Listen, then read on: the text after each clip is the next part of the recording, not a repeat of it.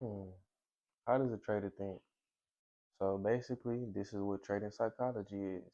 And trading psychology can apply to different areas like sports betting, it can apply to forex trading, it can apply to stocks. You use trading psychology in a lot of different ways financially, like when you're trying to make profits financially pretty much in investments. So trading psychology is what you gain pretty much after you make your first trade. And trading psychology is the mindset. It's the mindset of what you do after you make a loss or whenever you make a win. And what that means is what you pretty much do after you lose a trade or you win a trade. And the trading mindset or the good trading mindset is whenever you take a loss is to learn from it and not to just, I guess, make another decision without learning your strategy or why you went wrong, because a lot of times you can make a lot of financial mistakes over and over again if you want to actually make profit and make a gain, or otherwise you just gambling your money away and just having fun.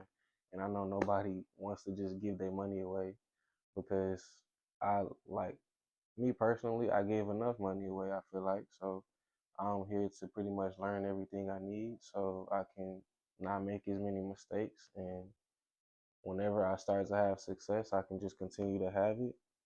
And that's also another part of trading psychology is whenever you win a trade, what did you do to win? And just continuing to repeat that process fully. And yeah, that's pretty much it.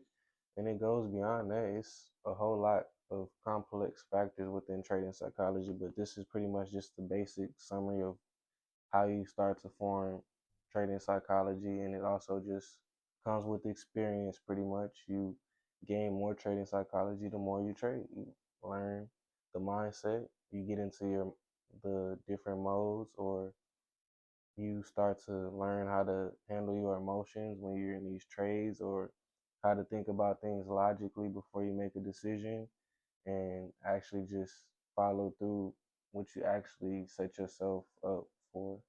I guess what that means, if you have a certain strategy, you stick to that and you don't just act or try to make certain moves because you pretty much think that you're gonna win or something, or just following the same mindset that you did before when you made losses. It's pretty much about learning from your experience. So that's pretty much it.